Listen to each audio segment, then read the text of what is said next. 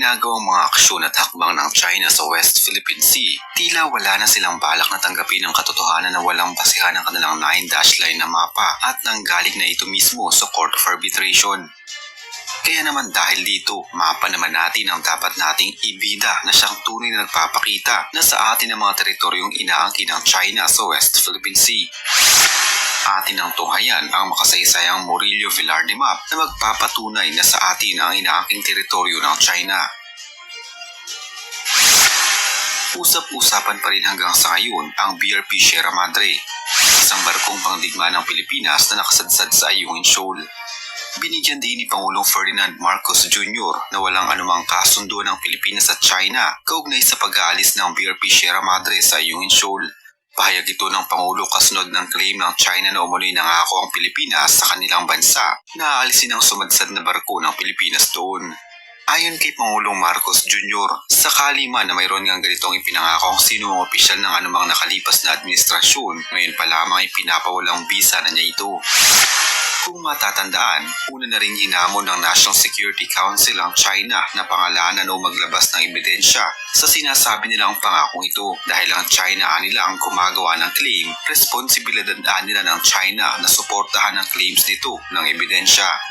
Yaman din lamang na napag-uusapan natin ang tungkol sa pinag-aagawang teritoryo.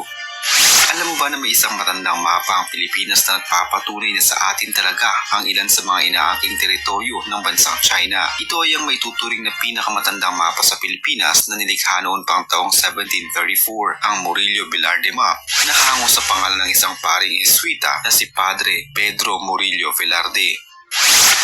Ang Carta Hydrographica Iconographica de las Islas Filipinas Manila 1734 o ang 1734 Murillo-Velarde map ay nabili ng isang businessman na si Mel Velarde sa isang auction sa halagang 12 million pesos at idinonate sa pamahalaan. Malinaw na makikita dito na kabilang sa Pilipinas ang Panatag Shoal or Scarborough Shoal na ang dating pangalan nito ay Panakot. Ang naturang teritoryo ay hindi makikita sa kahit anong sinuunang mapa ng bansang China. Ang Mapang de las Islas Filipinas o mapa ng mga isla ng Pilipinas na nilikha ni Padre Murillo-Velarde at inilimbag noong 1734 ang itinuturing na ina ng mga mapa ng Pilipinas at pinakatanyag na mapa na naglalarawan sa bansa. Noong 1732, inatasan ni Gobernador General Fernando Valles Tamon ang Jesuitang pari na si Murillo na gumawa ng isang mapa ng Kapulang Pilipinas. Inukit ito ni Nicolas de la Cruz Bagay na inilarawan sa ilalim ng mapa bilang Indio-Tagalog o Katutubong Tagalog at isang maestrong manlilimbag, mahusay na taga-ukit at tapat na kaibigan. Iginuhit ng isa pang Pilipino na si Francisco Suarez ang 12 munting dibuho na naglalarawan naman ng mga eksena sa bansa. Inilimbag ang isang mas maliit na bersyon ng mapa noong 1744 at inilathala sa kasaysayan ng probinsyang Jesuita ni Murillo noong 1749 na wala ang mga plates ng mapa sa panahon ng pananakop ng mga Ingles sa Maynila noong 1762 hanggang 1764. Noong taong 1934, sa isang monograph na gumugunita sa ika-200 taon ng mapa, itinala ni Padre Miguel Selga ang 125 mahalagang isla na makikita sa mapa.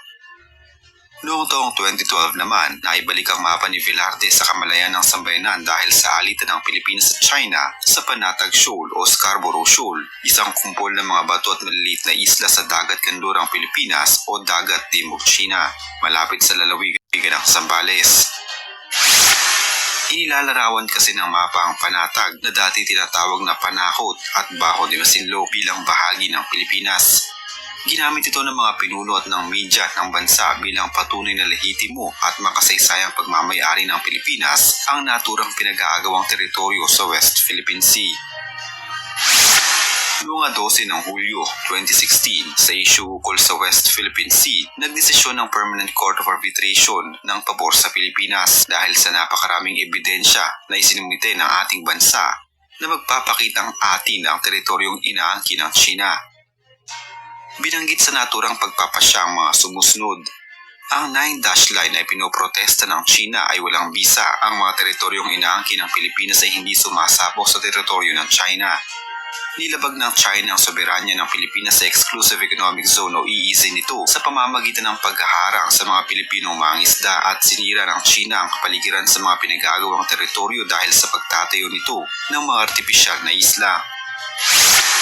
Ang inaangkin lamang ng Pilipinas ay ang bahagi na tinatawag nitong West Philippine Sea na pasok sa EEZ nito na 200 milyang pangdagat, ang Kalayaan Island at ang Scarborough Shoal, hindi ang buong South China Sea. Ang 1734 Velarde Bagay Map na tinaguriang Mother of all Philippine Maps ang isa sa mga ebidensyang ginamit ng Pilipinas upang maipanalo ang kaso. Nakalagay sa mapa na ito ang Spratlys na noon ay tawag ay Los Bajos de Paragua sa mapa at Paragua ang dating pangalan ng Palawan at ang Scarborough Shoal na noon ay ang tawag ay Panakot sa mapa ay sakop ng ating teritoryo. Mayroong karapatan ng Pilipinas sa West Philippine Sea. Narito ang ilang ebidensya na magpapatunay na atin ito. Una, magkaiba ang West Philippine Sea at ang South China Sea. Ikalawa, nasa jurisdiksyon ng Pilipinas ang West Philippine Sea. At ang ikatlo, mayroon tayong mapang magpapatunay na atin ito. At ang ikaapat, mas malapit ito sa Pilipinas kumpara sa China at wala ring batayan ng 9-dash line nila na mapa. Ngunit ipinakita ng mga Pilipino ang kanilang paninindigan sa bansa sa pamamagitan ng pagharap sa korte at paglalahad ng mga ebidensya kahit alam nilang delikado ang kanilang buhay dito. Ito ay dahil humantong nasa puntong pati ang ating mga mangingisda ay pinakikita ng mga Chinese ng hindi magandang pakikitungo kahit wala naman silang ginagawang mali. Kaya't napilitan ng mga opisyalis ng Pilipinas na maghain ng reklamo ukol sa usaping ito. At dito'y naghain sila ng kanya-kanyang hinaing ukol dito at nagbahagi din sila ng samot-saring ebidensya na dedepensa sa kanila. Ang pagkapanalong ito ng Pilipinas laban sa isang malaking bansa tulad ng China ay nagpapakita na kaya nating harapin ang ating kalaban at ipaglaban ang nararapat para sa atin. Hindi madaling makipagtunggali sa mga bansang mas malakas at mas malaki sa atin.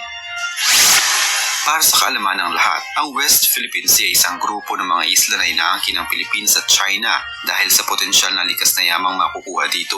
Naniniwala ang China na matagal ng kanila ito sapagkat sila umanong nakakita at nagpangalan sa lugar. Depensa naman ng Pilipinas, matagal nang napabilang sa bansa ang West Philippine Sea bilang bahagi ng Zambales. Isa umanong mapa ang nalimbag noong 1734 ang nagpapakitang parte ng probinsya ang nasabing isla. At noong 1965, nakapaglagak din tayo ng watawat at nagtayo ng parola doon.